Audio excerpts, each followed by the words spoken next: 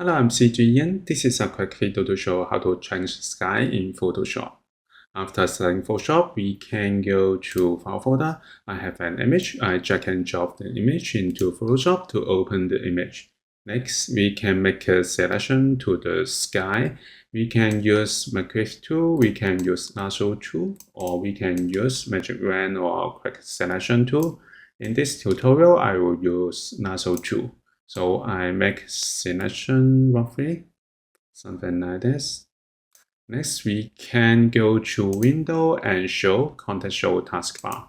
Next, we can click Generative Fill, and then we can type the prompts to generate. I will type blue, sky with white cloud, and then click Generate and wait a moment. After generating, we have the properties window. We have three variations: the first variation, the second variation, and the third variation.